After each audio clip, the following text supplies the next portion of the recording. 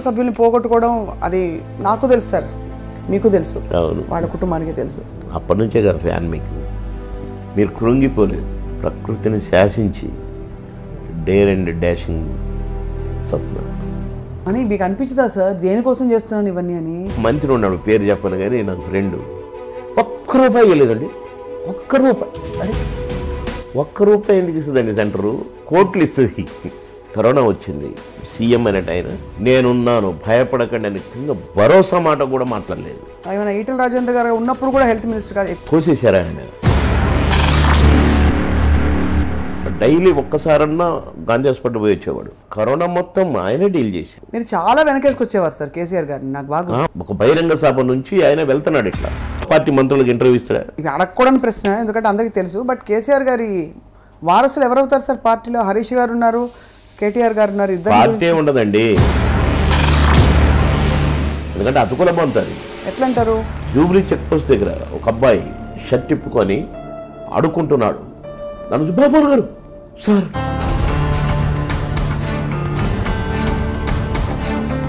ఇవాళ పదవులలో ఉన్న వాళ్ళంతా ఇంటోళ్ళే. శ్రీకాంతాచారి తల్లి ఒకసారి ఎమ్మెల్యేని చేయని అడిగింది. కూతురు ఓడిపోగానే మళ్ళీ ఎమ్మెల్సీ ఇస్తావు, అట్టటోళ్ళు ఎందుకు గుర్తున్నారు? హరీష్ రావు గారికి బీజేపీకి కొంచెం కనెక్షన్స్ ఉన్నాయని. అసలు ఆయన జరిగిన అవమానాలు ఈ భూప్రపంచం మీద మానవ జన్మ ఎత్తినోడికి ఎవరికి జరగలేదు. ఎట్లా అంటారు సార్? హరీష్ రావు గారు అత్యంత సమర్థులైన నాయకుడు. ఎందుకు వచ్చినవరా అంటే మనం ఇంటికి పోతాం మళ్ళీ. ఎందుకని అంటారు సార్ అట్లా?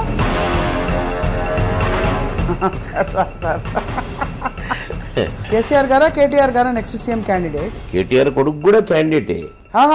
చిన్నపిల్లాడు కదా సార్. అయ్యో రామా, మీరు అమెరికా పోయి అన్ని మర్చిపోయారేంటి? గన్మెన్లను వేసుకొని సెక్రటేరియట్తో తిరిగి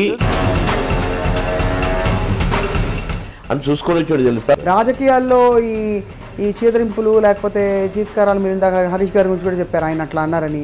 అలాగే కేసీఆర్ గారు కూడా ఆయన టైంలో ఆయన ఏవో కష్టాలు పడి ఉంటారు ఖచ్చితంగా. నాలాంటి కష్టం ఎవరికి రాకూడదని కోరుకోవాలి. ఇప్పుడు మేడిచెల్లి ఎమ్మెల్యే ఉన్నాడు, ఎన్ని భూ కబ్జాలో తెలుసండి.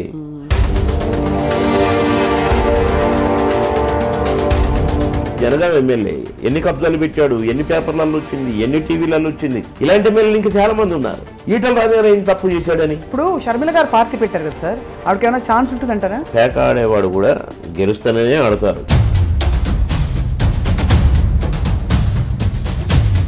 ఇంకా కథ మొదలుగా లేదు, ఎందుకంటే అక్కడ రాములమ్మ కూర్చున్నారు. ఎందుకు సార్ ఆవిడని ప్రమోట్ చేయట్లేదు ఎక్కువ? ఒకళ్ళు గొడిగేసి ఒకళ్ళని ఏపీ పైకి ఇంకొకరిని కిందికి అట్లా ఉండదండి ఇక్కడ. ఇంతకీ సార్ మీ పాత మిత్రులు రేవంత్ రెడ్డి గారి పాత్ర ఎలా ఉంటుందంటారు? కాంగ్రెస్ మళ్ళీ బలపడుతుందంటారా? ఎందుకంటే ఈయన స్పెషాలిటీ ఏంటంటే నేనే జీవితాంతం ఇదే నాకు అనే ఒక రకమైన అహంభావం, అహంకారం, దొరతనం అది వచ్చిందండి. గతంలో లేదండి, సీఎం అయినాక వచ్చిందండి అది. మీరు అడిగిన మీకు ఇప్పుడు గింతంత అనగానే మీకు ఈ మూడు అయితే మరి వాట్ అబౌట్ స్టేట్ అని మీకు వచ్చేసింది, మిగతా కాన్స్టిట్యున్సీలు ఏంటని. కానీ అదే జరుగుతుంది ఇక్కడ, అదే ఓడగొట్టింది దుబ్బాకలో అది వచ్చే మేము కాదా, ఈయనకు సిద్దిపేట గజ్వేలేనా, మూడు ఆనుకొని ఉన్నాయి కదా ఇట్లా, ఈ రెండేమో తలతల మెరుస్తుంటే మేమేమో వెలవెలబోవాలనా అని ఓడగొట్టారు. లైక్ దట్ జిహెచ్ఎంసీ కూడా అంతే ఓడగొట్టారు. మిగతా గెలవడం అంటే అండి బీజేపీ ఎప్పుడు అధికారంలోకి రాలేదండి తెలంగాణలో, రాలేదు. అదే ఎప్పుడు మిత్రపక్షంగా ఉన్నదండి, టీడీపీతో మిత్రపక్షం ఎన్టీఆర్ దగ్గర నుండి కూడా మొన్నటి వరకు. మొన్న తెలంగాణ వచ్చినాకనే రెండు పడ్డాకనే చంద్రబాబు అటు పోయినాకనే ఈడ టీడీపీ క్లోజ్ అయింది. అంటే మొత్తాన్ని కొనేశాడు, ఇంక్లూడింగ్ మీ, నీ లాస్ట్ క్యాండిడేట్. మేము బాగా క్లోజ్గా ఉండేవాళ్ళము. మీరు చాలా వెనకేసుకొచ్చేవారు సార్ కేసీఆర్ గారిని. నాకు బాగా ఇంటర్వ్యూలోనే చెప్పారు మీరు చాలా వెనకేసుకొచ్చి ఎవరో కేసీఆర్ గారిని మాటలు అంటే కూడా మీరు భరించలేకుండా వాళ్ళని విమర్శించారు మన ఇంటర్వ్యూలో. ఆశ్చర్యం ఏం కలుగుతుందంటే సార్ మీరు మారిపోయారా? అలాంటి నన్ను కూడా వదులుకున్నాడు. ఎందుకంటారు సార్? అంటే మీకు తగిన ప్రాధాన్యత ఇవ్వలేదు. కౌగిలించుకున్నాడు నన్ను, ఇట్ట కొట్టిండండి. ఎప్పుడు సార్? అనుకుందాం, నిన్ననే కౌగిలించుకున్నాడు, ఇట్లా కొట్టాడు. ఒక బహిరంగ సభ నుంచి ఆయన వెళ్తున్నాడు. ఇట్లా నేను అక్కడ నిల్చున్నాను దూరంగా, ఇట్లా నమస్తే పెట్టి నన్ను చూశాడు. ఇటు పోయేటోడు ఇటు వచ్చి అంత దూరం వచ్చి నన్ను కౌగిలించుకొని ఇట్లా కొట్టి మళ్ళీ ఇటు వచ్చి పోయాడండి. తెల్లారి టికెట్ ఎవడికో ఇచ్చాడండి, కనీసం ఫోన్ కాల్, ఇదిగో నీకు ఎట్లా టికెట్ ఏమనుకోకు, ఎందుకంటే నిన్ననే కౌగిలించుకున్నా కదా, నేను ముద్దు పెట్టుకున్నా కదా, ఇప్పుడు టికెట్ వేరే వాళ్ళకి ఇస్తున్నా, నేనున్నా, డోంట్ వరీ అనొచ్చుగా. టికెట్ ఇచ్చి అక్కడేం పని ఆయనకు వచ్చేయమని చెప్పి అని వాళ్ళ కొడుకుతో ఫోన్ చేయించాను. నాకు ఎంత బాధ అయిందండి. 4 రోజులే ఉంది. ఎందుకు వచ్చింది సార్ అంత మీకు అసలు ఇండికేషన్ కూడా లేదా? అసలు నేను చెక్కులు పంచుతున్నాను, బీసీ కార్పొరేషన్ చెక్స్ 500-600 మందికి. నేను నైట్ అక్కడ పడుకొని మార్నింగ్ చెక్కులు పంచుతున్నాను, ఎందుకంటే 9 o'clock టైం ఇచ్చాను. నేను చెక్కులు పంచుతున్నాను. ఫోన్ నాకు, మీ బావగారు రమ్మంటున్నారు, అక్కడ ఏం పని బాబు మనకి వచ్చేయమను, టికెట్ వేరే వాళ్ళకి ఇచ్చినామని చెప్పు అని వాళ్ళ అబ్బాయి ఫోన్ చేసింది నాకు. అప్పుడు ఏమనిపిస్తుందండి ఆ క్షణం? బాధ, అయోమయం, అగమ్య గోచరం. ఇప్పుడు ఏంటి నా లైఫ్? అనవసరంగా సినిమాలు వదిలేసి వచ్చిన, ఇప్పుడు ఎటు పోవాలి, ఏం చేయాలి? నేను ₹1 లంచం తీసుకోలేదు, అబద్ధం ఆడలేదు, తప్పు చేయలేదు, నేను ఇంత ఆనెస్ట్గా ఉండే లాభం ఏంటి? ఇప్పుడు ఏంటి నా లైఫ్? ఇప్పుడు నేను ఏం అర్థం కాలేదండి. ఆ డిప్రెషన్లో కారెక్కాను. పోనీ అన్నా, ఎటు సార్ పోనీ, ఎటన్నా పోనీ అన్నా. ఇంటికి బొమ్మని కూడా చెప్పడం రావట్లేదు నాకు. సరే అండి, డైరెక్ట్ అక్కడికి పోతే జ్వరం వచ్చి పడుకున్నాడు డాడీ, తర్వాత మాట్లాడదాను అంటుండు. మంచి తర్వాత అయితే నేను రాను, పిలిస్తేనే వస్తా, లేకుంటే రానన్నాను. ఈ లోపల రిజైన్ చేశాను. ఢిల్లీ నుంచి అమిత్ షా గారు ఫోను, అమిత్ షా గారు రమ్మంటున్నారు, తీసుకురమ్మంటున్నారు, నిన్ను రేపు 9 o'clock కల్లా ఢిల్లీలో ఉండాలంటున్నారు. సార్ మామూలుగా అంత తొందరగా వెళ్ళిపోతుంది సార్ న్యూస్? ఎట్టబోయిందో. నేను రిజైన్ చేశాను, వేరే వాళ్ళకు టికెట్ ఇచ్చారని పేపర్లు ఆగవు కదా, మీడియా అంతేలేండి. నైట్ 11 గంటలకు ఫోన్, నాకు 11:15 కరెక్టే. ఇప్పుడు 11:15 అయింది రాత్రి. మార్నింగ్ 5 o'clock ఫ్లైట్ అంటున్నారు. టికెట్ ఎట్లా అంటే 2 టికెట్లు నీకు నాకు పంపారన్న లక్ష్మణ్ గారు, బీజేపీ అధ్యక్షుడు. బాగా ఆలోచించిన, ఎన్టీ రామారావు గారికి ఇష్టమైన పార్టీ బీజేపీ, 2 కండవలు బీజేపీ టీడీపీ కండవలు వేసుకొని ప్రచారం చేయించిండు ఎన్టీ రామారావు గారు. ఆయన అభిమాని నేను, ఆయనకి ఇష్టమైన పనే చేస్తున్నాను, తప్పైతే కాదు అని డిసైడ్ అయ్యాను. అంతే ఉన్నాను. నేను పడుకోలేదు, పడుకుంటే లేవలేనని.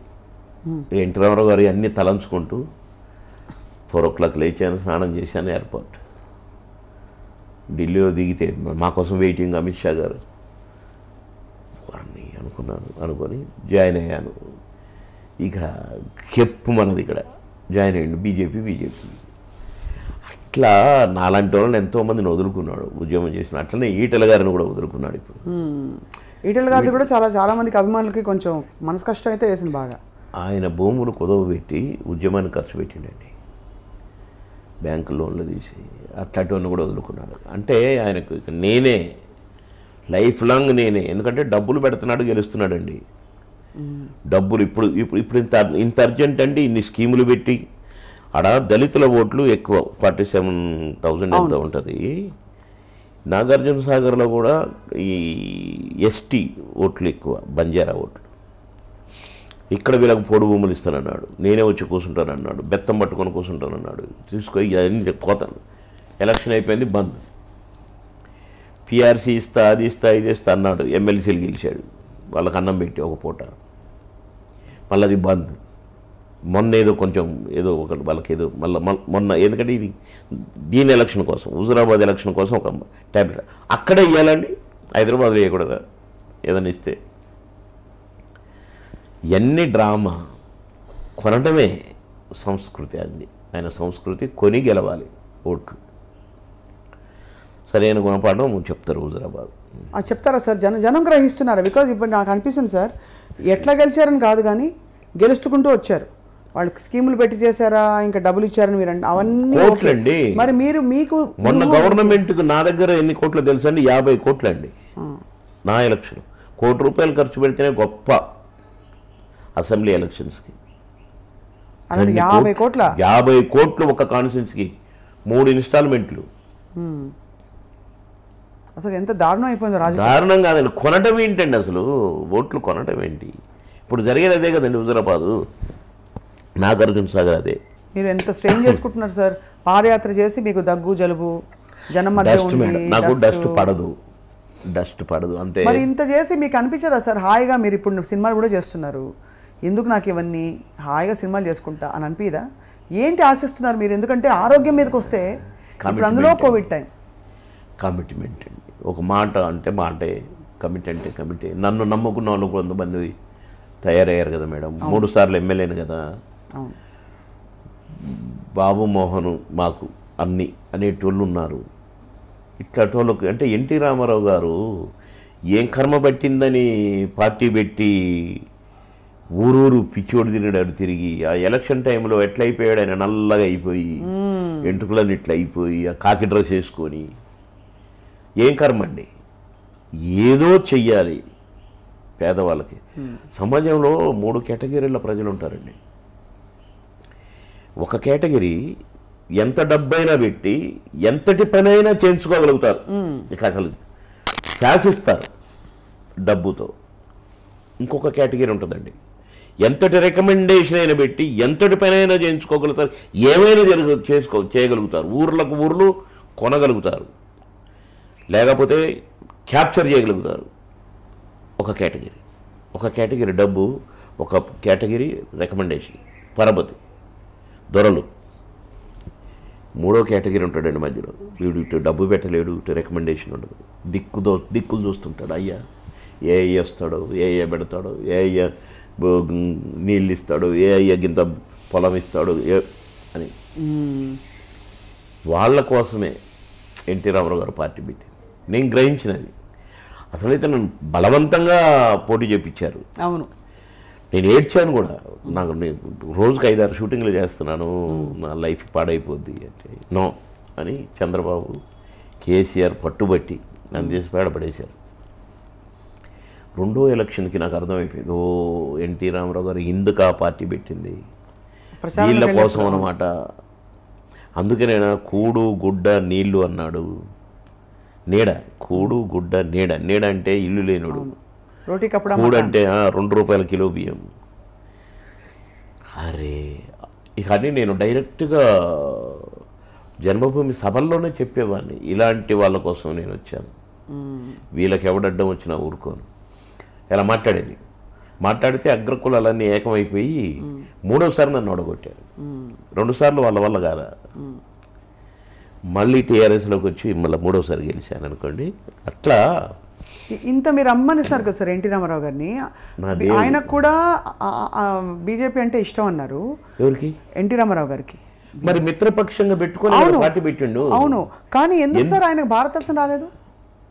ఇది చాలా out of the blue question అడుగుతున్నా, సడన్ గా అడుగుతున్నా. ఆయన ఉన్నప్పుడు ఆయన తెచ్చుకోలేడు కదండి. ఆయన లేనప్పుడు మనం ఆయన వారసులు తేవాలి. చంద్రబాబు రానిలే అంతే కదా. ఆయన చనిపోయిండండి, ఈయన సీఎం అయిందండి. చనిపోయినానికి ఎవరు తేవాలా? ఆయన తేయాలి. మరి తేలేదుగా. ఎందుకు తేలేదు అంటే అప్పుడు ఏమో రాజకీయంగా ఆయన అడ్డు కాదు కదా. ఆ క్షణంలో వాజ్పేయి గారు ఉండే, ఆయన కూడా సపోర్టివ్ కదా చాలా. వాజ్పేయి గారు ఉండబట్టేప్పుడు ఇందిరాగాంధీ ఈయనని గద్దె దింపితే కూడా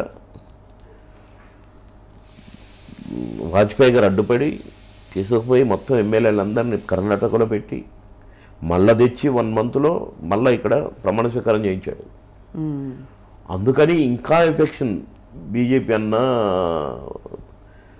అది వాజ్పేయి గారు అన్నా ఎన్టీ రామారావు గారికి బాగా ఇది అయిపోయింది. నన్ను కాపాడినరు, నన్ను ఆదుకున్న పార్టీ అనేది ఆయన దృష్టిలో. ఆ తర్వాత కాంగ్రెస్ గవర్నమెంట్ వచ్చింది.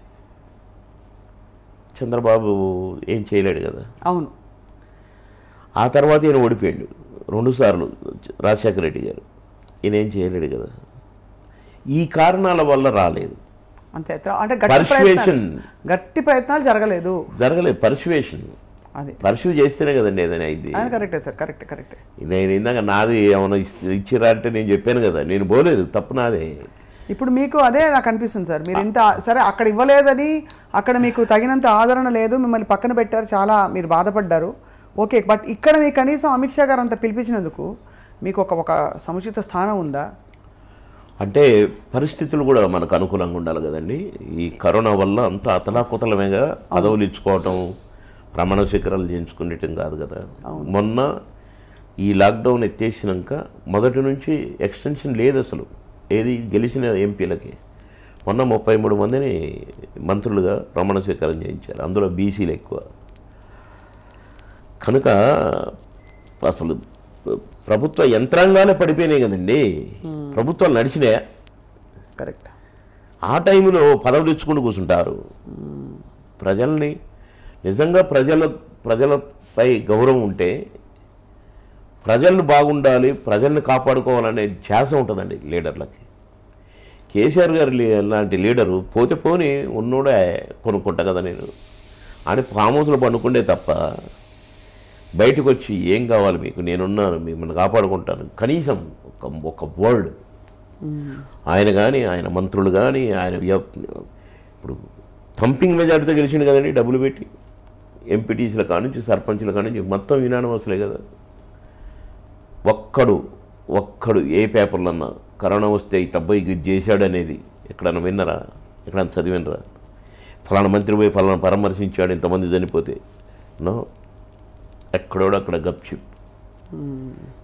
అదే మోడీ గారు ఒక్కడే హైదరాబాద్ వచ్చి, ఒక్కడే అక్కడికి పోయి రెడ్డి ల్యాబ్స్కి ఆ వ్యాక్సిన్ చూసుకొని మళ్ళీ వెంటనే ఢిల్లీ వెళ్ళిపోయి ఎవరికి చెప్పకుండా, అది కూడా ఒక తప్పు కింద.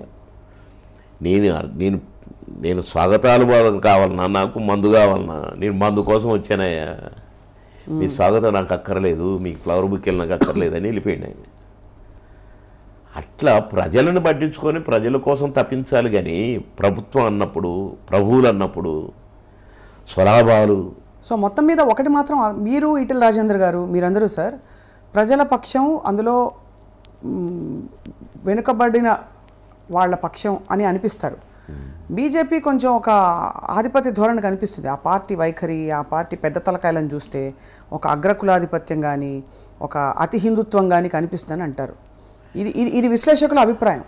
మీరు ఎట్లా ఇముడుతున్నారని ఒక డౌట్ సార్, అట్లా ఏమన్నా ఉందా? అలాంటిది ఏమి ఎదురు కాలేదండి. ఎప్పుడు రాలేదు అట్లా?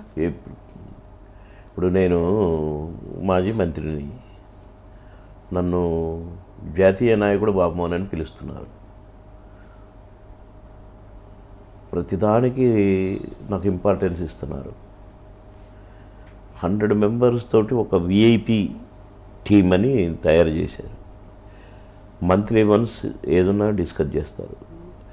నాకు ఫోన్ వస్తుంది. ఇంకా నేను టీఆర్ఎస్లో ఏది ఫోన్ వచ్చేది కాదు అసలు, లేదా సార్? మనం తెలుసుకోవాలి. ఇక్కడ అట్లా కాదు. అంటే ఒక సిస్టమేటిక్ పార్టీ అండి. కరెక్ట్, అది అంటారు.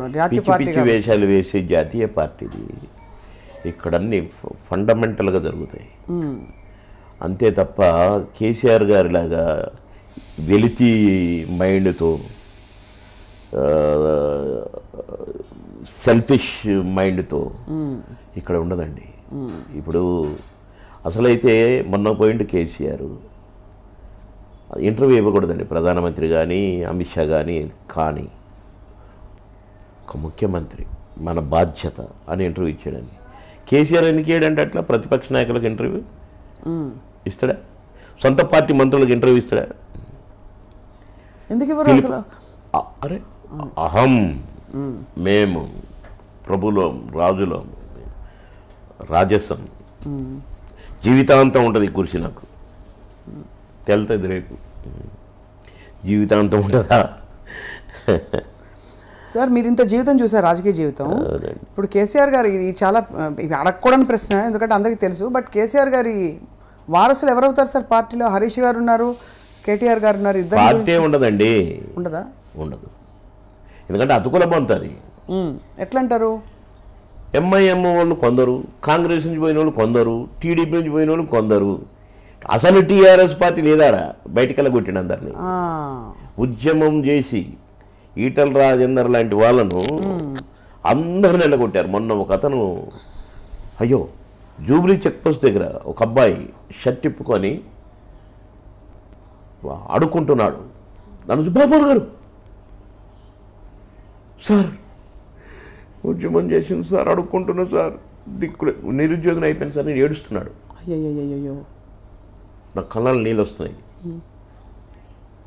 నేను ఊరిని ఏం చదివినా అంటే నేను పీజీ చదివినా సార్, నిరుద్యోగిన సార్, అడుక్కుంటున్నా సార్ అని సిగ్నల్ వేశారు.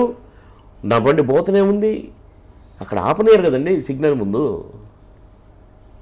నేను మళ్ళీ వచ్చేటప్పుడు వెతికిన అతన్ని, నాకు కనపడలేదు. కరీంనగర్ నేను వరంగల్ నుంచి కరీంనగర్ వెళ్తున్నాను. ఒక కొత్తగా అమిత్ షా వచ్చాడు నిజామాబాద్కి. నేను అప్పుడే చేరిన బీజేపీలో ఆఫ్టర్ ఎలక్షన్స్ అనుకోండి. ఒక టీ కొట్టు దగ్గర ఆగి టీ తాగుతున్నాడు. ఒక 5-6 వచ్చారు నా దగ్గరికి. అందులో ఒక అతను కేసీఆర్ రాస్తారోకో చేసి కరీంనగర్ నుంచి హైదరాబాద్ వస్తుంటే పోలీసులు అరెస్ట్ చేసి తీసుకుపోయి ఖమ్మం హాస్పిటల్ అడ్మిట్ చేశారు. నిరాహార దీక్ష విరమింపజేశారు ఖమ్మంలో. ఆ రోజున రాస్తారోకో చేసి కేసీఆర్ని అరెస్ట్ చేయడానికి వీల్లేదని కారుకు అడ్డంగా పడుకున్నాడట అతను. మేము ఇంత చేసి ప్రాణాలకు తెగించితే తెలంగాణ వచ్చింది సార్, నన్ను పిలిచినోడు లేడు, తలిచినోడు లేడు సార్, నేను 3 సార్లు చావుకు తెగించి కేసీఆర్ గారిని కాపాడినా సార్ అని చెప్పిండు ఒక అతను. అలాంటి వాళ్ళందరూ ఉద్యమంలో కేసీఆర్ ఇంటి ఎంతమంది చచ్చిపోయారు చెప్పండి ఉద్యమం కోసం, తెలంగాణ కోసం. ఆయన కులంలో ఎంతమంది చచ్చిపోయారు చెప్పండి, ఆయన వంశంలో ఎంతమంది చచ్చిపోయారు చెప్పండి. కానీ ఇవాళ పదవులలో ఉన్న వాళ్ళంతా ఇంటోళ్ళే. అర్హుడండి, వాళ్ళ ఇంటోళ్ళే మంత్రులు చేయాలా, ఇంటోళ్ళే పదవుల్లో ఉండాలా, అర్హుల? ఉద్యమంలో చనిపోయిన పిల్లలంతా వాళ్ళ తల్లిదండ్రులంతా ఏమయ్యారు, ఆ కుటుంబ సభ్యులంతా ఏమయ్యారు? 1300 మంది కాలబెట్టుకొని చచ్చిపోయారే. వాళ్ళమ్మకు శ్రీకాంతాచారి తల్లికి ఆమె నోరు తెరిచి అంతమంది చనిపోయిన వాళ్ళల్లో నన్ను ఒక్కసారి ఎమ్మెల్యేని చేయని అడిగింది. కూతురు ఓడిపోగానే మళ్ళీ ఎమ్మెల్సీ ఇస్తావు, అట్లటోళ్ళు ఎందుకు గుర్తురారు? ఉద్యమం చేసిన వాళ్ళు గుర్తు రావాలి కదండి. ఉద్యమం చేసిన వాళ్ళు అందరిని వదిలేశారండి. సో అక్కడ ఎవరు లేరు ఉద్యమం చేసిన వాళ్ళు. ఇప్పుడు అంతా అతుకుల బొంత కనుక ఎటోడంటే వెళ్ళిపోతారు కదండి, పవర్ ఉన్నంతసేపే ఉంటారు. ఇప్పుడు సార్ ఒక టాక్ ఎప్పుడూ వస్తుంది, ఎప్పటి నుంచో వస్తుంది, హరీష్ రావు గారికి బీజేపీకి కొంచెం కనెక్షన్స్ ఉన్నాయని. అంటే ఇవన్నీ ఊరికే అంటారా? అతను వాళ్ళ మామను వదిలేసి రాడు. ఎంత అవమానం జరిగిన, అసలు ఆయన జరిగిన అవమానాలు ఈ భూప్రపంచం మీద మానవ జన్మ ఎత్తినోడికి ఎవడికి జరగలేదు. ఎట్లా అంటారు సార్? హరీష్ రావు గారు అత్యంత సమర్థులైన నాయకుడు. ఎందుకు వచ్చినవరా మా ఇంటికి అంటే మనం ఆ ఇంటికి పోతామా మళ్ళీ? అట్లా కూడా అన్నారా? ఎన్నో అట నేను విన్నాయి. ఇక ఎందుకని ఉంటారు సార్ అట్లా? ఏమో మనం పోయి అడుగుతాము, ఎందుకనో చెప్పవా అంటామా? కానీ బాధపడి ఉంటారు సార్ ఆయన. పాపం నరకం, పాపం బిడ్డ, మంచోడు. ఎవరైనా మనిషి కదండి.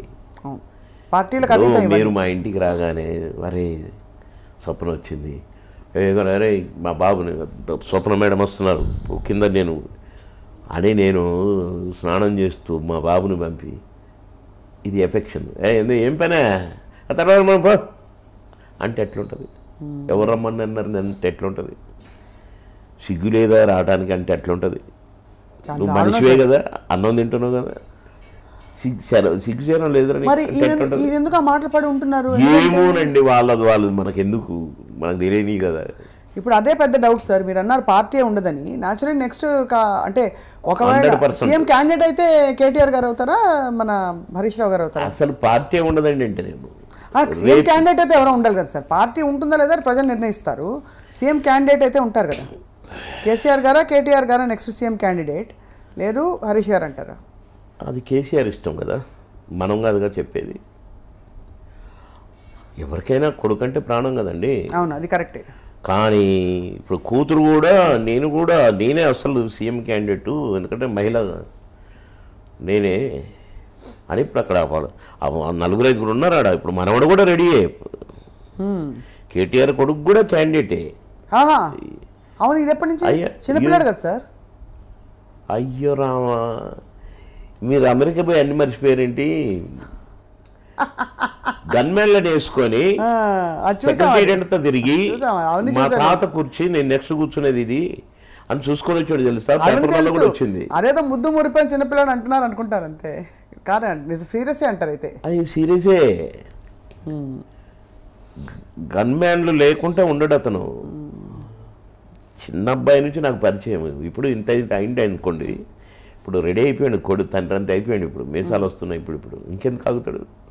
మీసాలు రానప్పుడే ఆగలేదు కదా. మా వాళ్ళందరూ అవుతున్నారు సార్, మీరు మస్తు ఫస్ట్ ఎంత దిల్ కోల్కే మాట్లాడుతున్నారు సార్. అయ్యో, నేను ఫ్యాక్ట్స్ మాట్లాడుతున్నానండి. అది కరెక్ట్ సార్, ఫ్యాక్ట్స్ మాట్లాడుతున్నాను. ఎందుకంటే మా సొంత పార్టీ, మా ఇష్టం. ఓట్లు డబ్బులు పడేస్తే ఓట్లు రాలుతాయట, జల జల జల జల రాలుతాయి. అది కాన్సెప్ట్ వాళ్ళది. అవును, బట్ ఆ కాన్సెప్ట్ అయితే ఉంది. మరి మీరేం పడేస్తారు? మీకేమిటి నమ్మకం? బీజేపీ నెగ్గుతుంది 2023లో అని ఏమిటి నమ్మకం? లేదా అంతకంటే ముందు మనిషి రేపు బతుకుతాడని ఏంటి నమ్మకం? అది కరెక్టే, అది అదే అంతేనంటారా? అలాగే మనిషి ఆశాజీవండి. ఇది జరుగుద్ది అనుకుంటాడు, జరగవచ్చు జరగకపోవచ్చు. కానీ పాజిటివ్గా జరుగుద్ది అనుకుంటే తప్పు కాదు కదా. నెగిటివ్గా శాడిజంగా జరుగుద్దా ఆశాని శాడిజంగా మాట్లాడితే తప్పు, కానీ పాజిటివ్గా మాట్లాడితే తప్పు కాదు కదా. కానీ వాస్తవికంగా ఏ పని చేసేటోడైనా, పేక ఆడేవాడైనా సరే గెలుస్తాననే ఆడతాడు వాడు. అది కరెక్టే సార్. క్రికెట్ ఆట రాకపోయి బంగ్లాదేశ్ లాంటి టీం అయినా సరే పర్ఫెక్ట్ సార్ మీరు అన్నది, గెలుస్తామనే ఆడతారు. అయినా కూడా ఒక అంతే, వ్యూహంతో ఆడతారు కదా సార్. గుడ్డి నమ్మకం ఉండదు కదా. వ్యూహం ఏంటి? వీళ్ళు డబ్బులు పంచుతున్నారా మీరు చెప్తున్నారు. మీరేం వ్యూహం? మీరు కూడా డబ్బులు పంచుతారా? సిద్ధాంతం. ఇక్కడ డబ్బులు పంచదు బీజేపీ పార్టీ, డబ్బులు ఇవ్వదు. ఇప్పుడు ఎంత పాదయాత్ర జరుగుతుంది, ₹1 పార్టీ ఇవ్వట్లేదే. స్వచ్ఛందంగా పెట్టుకుంటున్నారు పార్టీ కోసమని, మోడీ గారి కోసమని, మోడీ గారి స్కీమ్స్ ప్రజలకు పోవాలని, మోడీ గారు ఎలాంటి పరిపాలన ప్రజలకు పోవాలని చెప్పుకుంటూ తిరుగుతున్నారు. ఇప్పుడు మొన్నగా కూడా కొత్తగా అయిన మంత్రులు కిషన్ రెడ్డి మొత్తం తిరుపతి నుంచి హైదరాబాద్ దాకా తిరుక్కుంటూ వచ్చాడు చెప్పుకుంటూ, ఇది ఇది ఇది అనుకుంటా. కానీ అందరూ ఏమనుకుంటారంటే సార్, ఒకసారి బండి సంజయ్ గారు తిరుగుతున్నారు, కిషన్ రెడ్డి గారు తిరుగుతున్నారు. ఇప్పుడు ఎన్నికల టైం కానే కాదు, వీళ్ళకి సంబంధం లేదు మేడం. అడ్మినిస్ట్రేషన్, పార్టీ ఏం చేస్తుంది, సెంట్రల్ గవర్నమెంట్ ఏం చేస్తుంది, స్టేట్ గవర్నమెంట్ ఏం చేయాలి, ఏమి చెప్పి ఏమి చేస్తుంది, ఇచ్చిన మాట నిలబెట్టుకుంటుందా, మేము ఇచ్చిన మాట నిలబెట్టుకుంటున్నాం అని ప్రజలను చైతన్యం చేయటం, దానికి ఎలక్షన్కి సంబంధం లేదండి. మమ్మల్ని చూసి కొంతమంది తిరుగుతామని వాళ్ళు కూడా అనుకుంటున్నారు అనుకోండి, కానీ మేము తిరిగే ఉద్దేశం ప్రజలకు తెలియజేయటమే. మా ప్రధానమంత్రి గారు ఏం చేస్తున్నారు, అందరిని సమానంగా చూస్తున్నారా లేదా, రాజకీయంగా వ్యవహరిస్తున్నారా, హ్యుమానిటీతో వ్యవహరిస్తున్నాడా అని మేము తెలియజేస్తున్నాం. ఇదే కేసీఆర్ హ్యుమానిటీ లేదు, అన్నీ సున్నా, తన స్వలాభమే, హాయిగా ఫామ్ హౌస్లో పండుకోవటం, లేవటం, రావటము, ఇచ్చిన మాట నెరవేర్చేది లేదు. దళితులకు 10 లక్షలు అన్నాడు, హుజూరాబాద్లోనే ఇయ్యాలనా? ఇప్పుడు మొన్న గెలిచిన నాగార్జున సాగర్ ఇవ్వచ్చుగా. ఎన్నో ఎస్సీ కాన్స్టిట్యున్సీలు ఉన్నాయి, ఇవ్వచ్చుగా. హుజూరాబాదులోని ఈటల రాజేందర్ బై ఎలక్షన్ 6 నెలలలోపే ఉంటుంది గనక కరోనా వచ్చి ఇంతమంది చనిపోతుంటే, కుప్పలు శవాలు గాలబెడుతుంటే కూడా బయటికి రాలేదు. హుజూరాబాద్కు మాత్రం ఇప్పటికీ 5-6 సార్లు పోయించాడు. ఇజ్జత్ కా సవాల్ కదా సార్. అక్కడ ఇప్పుడు గెలవాలి ఎట్టి పరిస్థితిలో అని ఉంటుంది కదా సార్. గెలవాలి కాదు కదా, నీ గవర్నమెంట్కు ఏమైనా ప్లస్సా? నీ గవర్నమెంట్ పడిపోద్ది, అది ఓడిపోతే. ఈ ఇంపార్టెన్స్ దేనికి ఇవ్వాలి? ప్రజల ప్రాణాలకు ఇస్తావా, గెలుపు కోసమేనా? గెలిచి ఏం చేస్తావు? నీ గవర్నమెంట్ సురక్షితంగా ఉంది కదా తంపింగ్ మెజార్టీతో, ఆ ఒక్క సీట్ అవసరమా? కానీ కక్ష.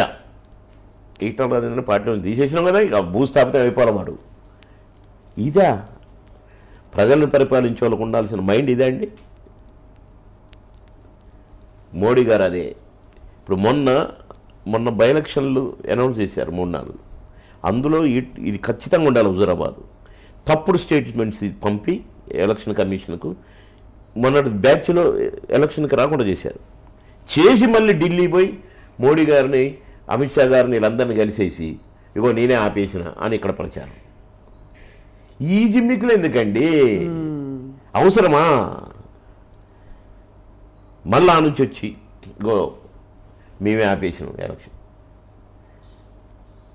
సెంట్రల్ గవర్నమెంట్ తలుచుకుంటే, ప్రధానమంత్రి తలుచుకుంటే, రాష్ట్రపతి తలుచుకుంటే ఇది ఒక లెక్క అండి. అసలు ఢిల్లీ రానిస్తారా తలంచుకుంటే?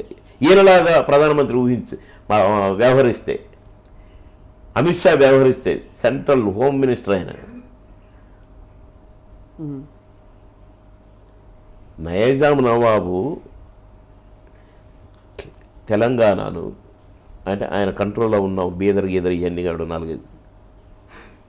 నేను భారతదేశంలో కలపను, పాకిస్తాన్లో కలుపుతానని మనకు స్వాతంత్రం రాలేదు, 13 నెలల తర్వాత వచ్చింది. అదే కదా విమోచన దినం మొన్న 17వ తారీఖు. అవును. ఇవ్వనంటే ఢిల్లీ నుంచి బయలుదేరండు వల్లభాయ్ పటేల్ గారు, సర్దార్ వల్లభాయ్ పటేల్ సైన్యాన్ని వేసుకొని. అదే అమిత్ షా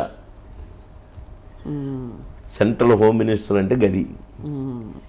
రే వస్తున్నా వేసేస్తానేనని మొత్తం రౌండప్ చేశారు. భయపడి తెలంగాణని వదిలేశాడు. ఇప్పుడు 13వ నెలలో 1 year 1 monthకు తెలంగాణకు స్వాతంత్రం వచ్చింది. అమిత్ షా తలుచుకుంటే కేసీఆర్ బయటికి వెళ్తాడా? అంతే కదండి దేశము. అది రాజకీయం. పదవిని అలా వాడతారా? ఈయన అట్లా వాడుతున్నాడు. ఇప్పుడు బియ్యం ఫ్రీగా, మోడీ గారి బియ్యం అని రేషన్ షాపుల కాడ ఫ్లెక్సీలు పెట్టి పాలాభిషేకాలు అయ్యి చేయమన్నది పార్టీ, చేసినాం. వాళ్ళని అక్కడ అరెస్ట్ చేయొచ్చండి. అంటే అది తొక్కేస్తున్నారు మరి. అంతేగా హుజూరాబాద్లో కూడా గదే జరుగుతుంది. వస్తావా అరెస్ట్ చేపియాలన్నా, జైలుకు పంపాలన్నా, బెదిరింపులు. కావాలంటే డబ్బులు తీసుకో, పట్టు 10 లక్షలు తీసుకో. వార్డు మెంబర్లని, ఒక వార్డు మెంబర్ని 10 లక్షలు పెట్టి కొనుక్కోవాల్సినంత అంత అవసరం ఉందా గవర్నమెంట్కి? ప్రజాస్వామ్యమా ఇది? సంస్కారమా ఇది? అట్లా వ్యవహరిస్తున్నారు. మా మోడీ గారు అట్లా కాదు. ఎంతటి శత్రువునైనా ఆహ్వానించాడు, బాగున్నావా అని అడిగాడు, అంత బాగుందా అని అన్నాడు, వ్యాక్సిన్ బాగా వేస్తాడు అన్నాడు, మంచిది వెళ్ళిరా ఛాయ్ తాగినవా అన్నాడు, పంపాడు. ఈయన అంటాడా నేను పోతే ఇప్పుడు నాకు ఇస్తాడు ఛాయ్ తాపిస్తాడా? నేనే పోతా రేపు. అందులో క్లోజ్ ఫ్రెండ్ అని, 40 years ఫ్రెండ్ అని నేను. అవును, 40 years సార్. అసలు ఇప్పుడు అసలు మాట్లాడాలి ఏముండవు sir. No phone call birthday wishes కట్రోటే. అంతే, కట్ అంటే కట్టే కదా ఇక్కడ. కానీ బాధ అవుతుంది కదా సార్, 40 ఏళ్ళు ప్రయాణం చేసి. అంత కఠినత్వము మనుషులకు ఉండరాదు, కానీ ఉన్నది. ఏం చేస్తాం? ఇది సామాన్యుడు కూడా తెలుసుకుంటున్నాడు క్యారెక్టర్. చాలా అసలు రాజకీయాలు చాలా మనుగడ జీవితంలో అయ్యే చిన్న సంఘటనలు తట్టుకోవడమే కష్టం. రాజకీయాల్లో ఈ చీదరింపులు లేకపోతే చీత్కారాలు, మీరు ఇందాక హరీష్ గారి గురించి కూడా చెప్పారు, ఆయన అట్లా అన్నారని, లేకపోతే మిమ్మల్ని ఆ రోజు ఆదరించలేదని, అలా చాలామంది రాజేంద్ర గారిని పక్కన పెట్టారని. అంటే ఇవన్నీ తలుచుకుంటే, అలాగే కేసీఆర్ గారు కూడా ఆయన టైంలో ఆయన ఏవో కష్టాలు పడి ఉంటారు ఖచ్చితంగా, ఆయన ఉద్యమం చేస్తున్న టైంలో. ఏమండి, నువ్వు పడ్డ కష్టము నాలాంటి కష్టం ఎవరికి రాకూడదని కోరుకోవాలి. కరెక్ట్. కానీ వాడు పావల కష్టపెట్టిన కదా, నేను రూపాయి పావల కష్టపెట్టి చూద్దాం ఎట్టుంటుందో చూద్దాం, ఇట్లా పెట్టి కూర్చితే ఏమన్నాడు? అబ్బబ్బబ్బా అన్నాడా? ఆహా అన్నాడా? ఇది మనుషుల లక్షణం అనండి. మనుషులకు ఉండాల్సిన స్వభావమేనా? అట్లా ఎవరెవరిని కూర్చుతున్నారు ఆయన? ఏమో అంటే మొత్తం అందరినీ. నేను జనరల్గా మాట్లాడాను. నేను ఏది చెప్పినా జనరల్గా చెప్తున్నాను, ఎగ్జాంపుల్గా చెప్తున్నానే తప్ప ఆయన ఇది చేసిందని, ఈయన ఇది చేసిందని, నేనే కళ్ళతో చూసి వచ్చిందని చెప్పట్లేదు. ఫర్ ఎగ్జాంపుల్ ఇలా ఉండాలనా అని మిమ్మల్ని అడుగుతున్నాను. హుజూరాబాద్ ఏంటి సార్ మీ అంచనా ఏమిటి? గెలుస్తారా? ప్రజలు తెలుసుకుంటున్నారండి. అంటే మమ్మల్ని డబ్బులు పెట్టి కొని, అంటే మేము పిచ్చోళ్ళమా బిచ్చగాలమా, ఎంత అవసరం ఉందా, ఏం తప్పు చేశాడు ఈటల రాజేందర్ అని ప్రజలు వాళ్ళకి క్వశ్చన్ వేసుకుంటున్నారని నేను వింటున్నాను, మీడియాల ద్వారా కూడా వింటున్నాను. నెంబర్ 1. నెంబర్ 2, ఒకవేళ తప్పు చేశాడు అనుకోండి, మీరు సీఎం ఎంక్వైరీ చేయించవచ్చు, జ్యుడిషియల్ ఎంక్వైరీ చేయొచ్చు, రకరకాల ఎంక్వైరీలు చేయొచ్చు, ఆయన తప్పేదో పట్టుకోవచ్చు, బియ్యం గాలించవచ్చు. ఇప్పుడు సద్దాం హుసేన్ ఎక్కడో గుహలో దాక్కుంటే కూడా అమెరికా బాంబులు వేసి చంపి పారేసింది. నువ్వు ప్రభుత్వం నీది చెయ్యొచ్చు. ఏం తప్పు చేశాడని ఆయన్ని మంత్రి పదవి నుంచి తీసేస్తేవి, ఏం తప్పు చేశాడని ఆయన పార్టీలోంచి తీసేస్తేవి, ఏం తప్పు చేశాడని పోయి ఇన్నిసార్లు బాంబులు వేస్తున్నావు ఆయన మీద. అమెరికానేమో సద్దాం హుసేన్ మీద బాంబులు వేసింది, విమానాలతోటి బాంబులు వేయించింది, ఫిరంగులతో. నువ్వేమో మాటలతో దెబ్బలు కొడుతున్నావు, విజిట్ల మీద విజిట్లు చేస్తున్నావు, స్కీముల మీద స్కీములు పెడుతున్నావు, ప్రజల్ని కొంటున్నావు. ఏం తప్పు చేశాడు అని ప్రజలు అనుకుంటున్నారు, ప్రజలు ఆలోచిస్తున్నారు. కనుక ప్రజల్లో ఆలోచన వచ్చినప్పుడు వాళ్ళు ఆలోచించే ఓటేస్తారు. ఏం తప్పు చేశాడు ఈటల రాజేందర్, తప్పు చేస్తే నిరూపించవచ్చు కదా అని. ఇప్పుడు తప్పులు చేసిన ఎమ్మెల్యేలు చాలామంది ఉన్నారండి. ఇప్పుడు మేడిచెల్లి ఎమ్మెల్యే ఉన్నాడు, ఎన్ని భూ కబ్జాలో తెలుసండి. అనాథ స్కూల్స్ను కూడా రాత్రులు బుల్డోజర్లు పెట్టి కూలగొట్టి కబ్జాలు పెట్టినే ఉన్నాయి. అసలు ఆయన వ్యవహారం మొన్న బర్త్డే చేసిండు, ఆయన ఊరిని ఏందో అదంతా ఇవన్నీ పెట్టి అలాంటి వాళ్ళ మీద యాక్షన్ ఉంటుందేమండి. జనగాం ఎమ్మెల్యే ఎన్ని కబ్జాలు పెట్టాడు, ఎన్ని పేపర్లలో వచ్చింది, ఎన్ని టీవీలలో వచ్చింది.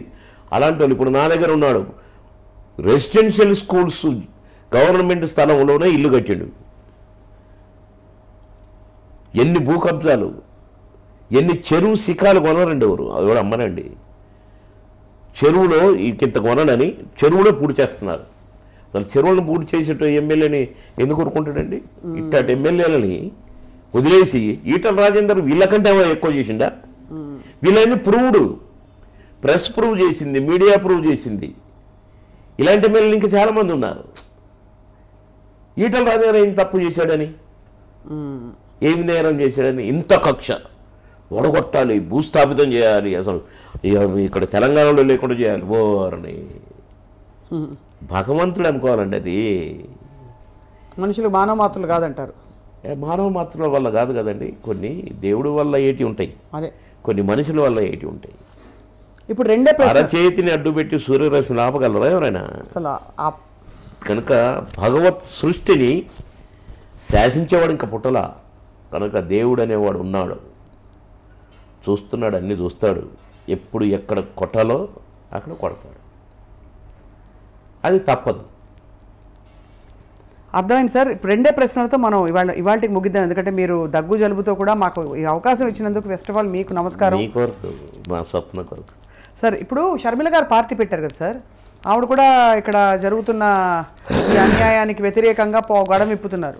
ఆవిడకి ఏమైనా ఛాన్స్ ఉంటుందంటారా? ఎట్లా చెప్తామండి, మనము గారడి విద్యలు నేర్చుకున్న వాళ్ళం కాదు, లేకుంటే అష్టచమ్మ ఆడి డిసైడ్ చేసేది కాదు. అంటే మీ రాజకీయ అనుభవంతో, ఎందుకంటే ఇవి ప్రజాభిమానం, ప్రజల తీర్పు మనం క్యాలిక్యులేట్ చేయడానికి ఉండదండి.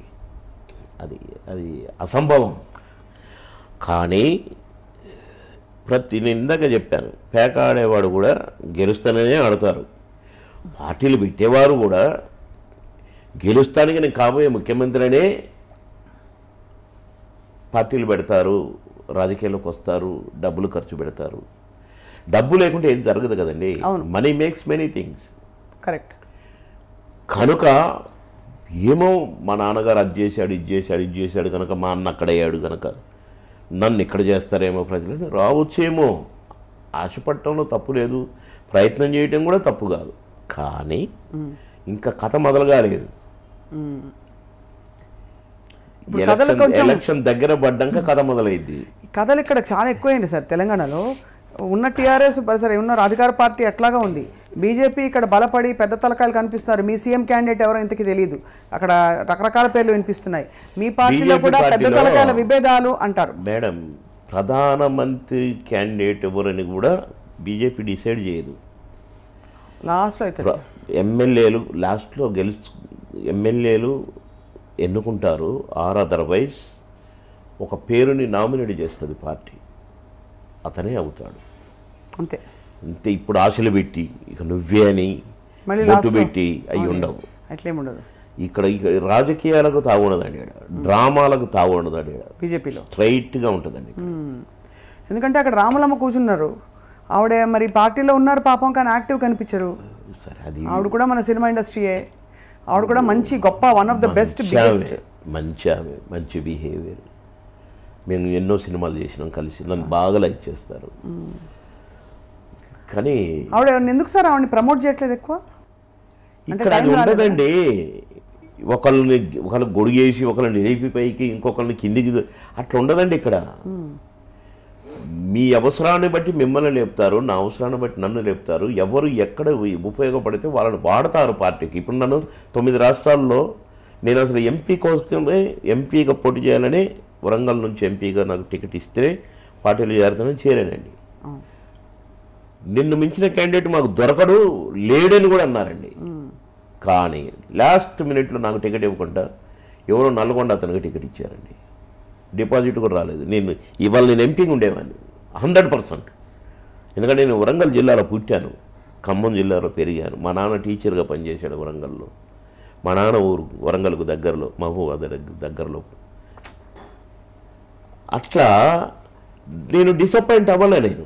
కానీ నన్ను పార్టీయే ఎంకరేజ్ చేసి, నువ్వు కొత్తగా వచ్చావు పార్టీలోకి, నువ్వు ఎస్టాబ్లిష్ కావాలని అంటే మేము చెప్పిన పని చేయి అని ఒక పెద్ద మనిషి, ఒక గ్రేట్ లీడర్ అని 9 రాష్ట్రాల్లో ప్రచారం చేయించారు నన్ను. బాబా 9 రాష్ట్రాల్లో ఎంపీకి, అసెంబ్లీకి కూడా, ఢిల్లీ, కర్ణాటక. గుర్తుపట్టినారు సార్ అక్కడ చాలామంది. బ్రహ్మరథం. ఎందుకంటే మీకు ఇప్పటికీ అభిమానం సార్, ఇప్పుడు సినిమాలు చేస్తున్నారు కదా మళ్ళీ. బ్రహ్మరథం పెట్టారండి. అదే సార్, 9 మంది ఎంపీలకు నేను 9 రాష్ట్రాల్లో ప్రచారం చేస్తే 7 ఎంపీలు గెలిచారు నేను ప్రచారం చేసిన వాళ్ళు. అంటే నా వల్ల గెలిచారని నేను అంటలేదు సుమా. కానీ నాకు ఇప్పుడు 7 ఎంపీలు నేను ఏం చెప్తే చేయడానికి ఉన్నాను అక్కడ. ఎందుకంటే బాబుమోహన్ ప్రచారంతోనే గెలిచినామని వాళ్ళ ఉద్దేశం. ప్రమోద్ మహాజన్ కూతురు బొంబాయి, మన ఆయన కూతురేమో సంజయ్ దత్ సిస్టర్, ఆమె కాంగ్రెస్. ప్రమోద్ మహాజన్ కూతురు బీజేపీ. నన్ను ఏదో మామూలుగా ఇట్లా చూశారు, ఇతన సినిమా యాక్టర్. నా ప్రచారం చూశారు. ఎక్కడికి పోయినా తెలుగు, అక్కడ అన్ని తెలుగు కాలనీలు ఉంటాయండి. శ్రీకాకుళం వాళ్ళు ఒక దగ్గర, నిజామాబాద్ వాళ్ళు ఒక దగ్గర, నెల్లూరు వాళ్ళు ఒక దగ్గర. అసలు బాబుమోహన్ అంటుంటే అసలు గెలిచినాక నేను పోతే నా ముందు కూర్చోలేదు, నిల్చునే ఉంది. అయినా సార్ అబ్బాయికి నేనేంటో నేను ప్రచారం చేసామని తెలిసిందే మాకు అని కాదు, దానికోసం ఏదో శపథాలని కాదు, కానీ వద్దు అనుకున్నాను. అంతే. అది నాకు నా బ్లడ్లో ఉందిలేండి కొద్దిగా. వద్దంటే గీత గీస్తే అది వద్దేగా. ఒక్కసారి కమిట్ అయితే నా మాట నేనే విన్ను, అంతేనా? అవును. అంటే అది అమలు అట్లా కూడా కాదండి. వద్దు అంతే తెలుసుకుంటారు. నేను పాన్ తినేవాడిని, రోజుకు 30 పాన్లు తినేవాడిని, 35 పాన్లు తినేవాడిని. మిట్టపానా? మిట్ట కాదు, కాశ్మీర్ కిమాం అది కొంచెం అంటే కత్తా గిత్త అంతా వేస్తారు, ఎర్రగా అవుతుంది. నా ఫోను 5 రూపాయలు, 35 రూపాయలు. దాంట్లో వేసేది 5 రూపాయలు ఏదో అదేదో వేస్తారు. దాంట్లో గుమ్ముగా ఉంటుంది అనమాట స్మెల్. కానీ అంటే అయితే ఆ పాను, నేను ఒక కాన్స్టిట్యున్సీ నుంచి వస్తున్నాను. నేను కాన్స్టిట్యున్సీ ఎంట్రన్స్లో కూడా సంగారెడ్డిలో ఒక పాన్ షాప్ చూసుకున్నాను. వాడికి ఎట్లా కట్టాలి ఏంటి అంతా నేర్పించుకొని పెట్టుకున్నాను. సాయంత్రానికి తక్కువ అయితే ఒక 4-5 అన్న ఉండాలి హైదరాబాద్ రావడానికి. నేను అక్కడ కట్టించుకొని వచ్చేవాడిని. ఆడ కట్టించుకున్నాను, అప్పుడే తీసుకున్నాను. నేను మళ్ళీ మెయిన్ రోడ్ ఎక్కినాకనే పాన్ వేసుకుంటా, మన మధ్యలో వేసుకోను. ఈ లోపల నాకు ఎస్పీ గారు ఫోను, బాబుమోహన్ గారు మీరు ఫలానా దగ్గర పాన్ తీసుకున్నారా అంటే అవును. వద్దొద్దు తినకండి అన్నాడు.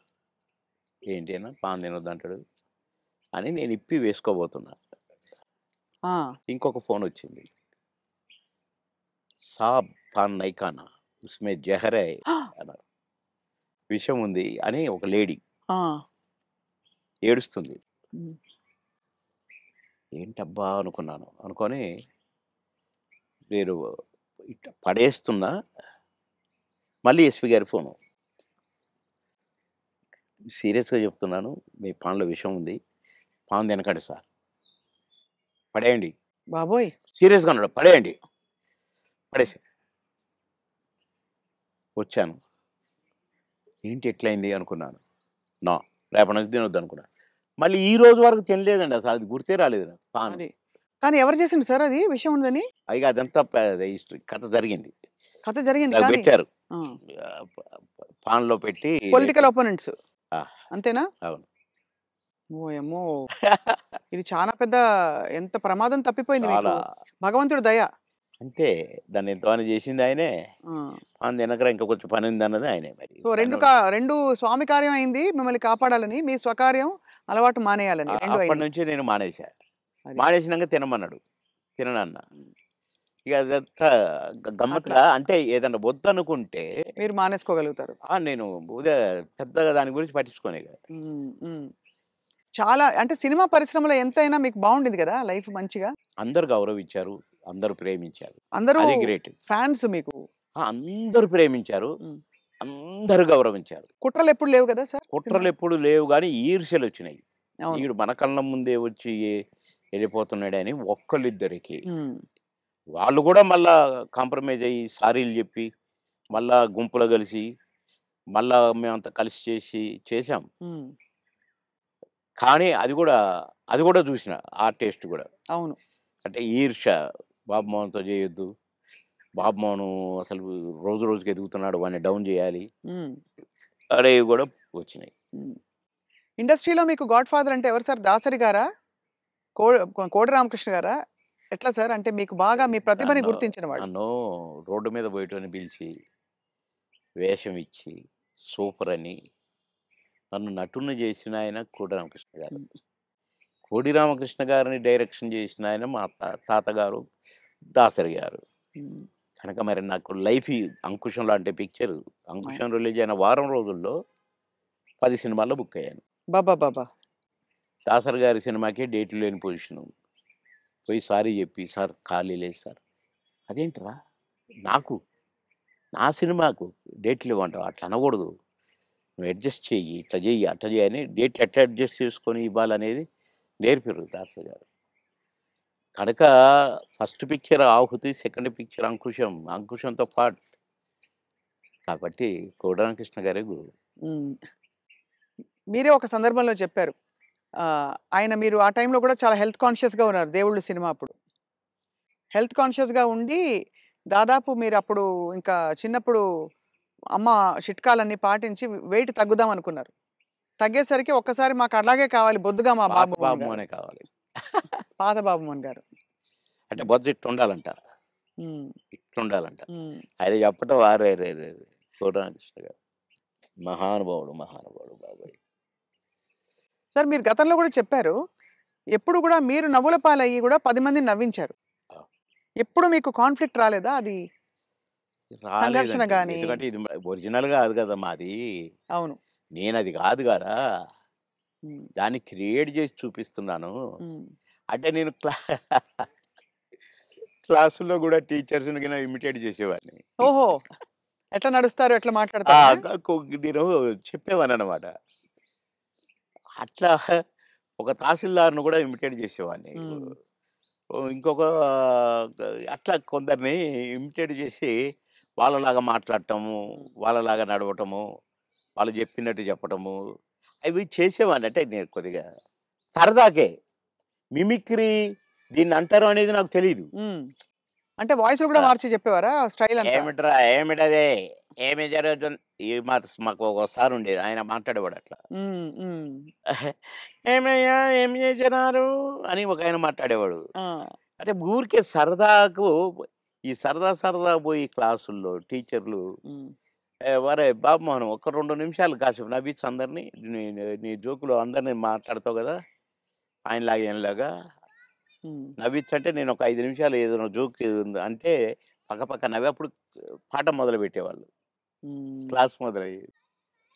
అట్లా సరదాగా చేసేవాడిని గానీ, నేను ఆర్టిస్ట్‌నయితాను. అని ఎప్పుడు అనుకోలే. ఆర్టిస్ట్‌ని అయినాక నేను ఏదో చేయాల్సొస్తది. ఇప్పుడే ఉమ్. సరే ఇప్పుడైతే కొద్దిగా అలవాటయిపోయిందనుకోండి. మోహన్ బాబు గారు ఎట్లా అంటాడు, మమ్మల్ని ఎట్లా అంటే ఆయన ఆయన ఎలా అంటారు సార్ ఆయన? "ఏమయ్యా బాబు మోహన్! చాలా బలిసిందయ్యా నీకు. రావయ్యా!" ఉమ్, అట్లా అంద అక్కినేని గారు ఉమ్, నన్నెప్పుడు అందగాడనే పిలిచేది. ఉమ్. బాబు మోహన్ అని పిలిచేవాడు కాదు. అందగాడు. అంద అందగాడ కమాన్ ఏమిటి కొత్త న్యూస్ అబ్బో!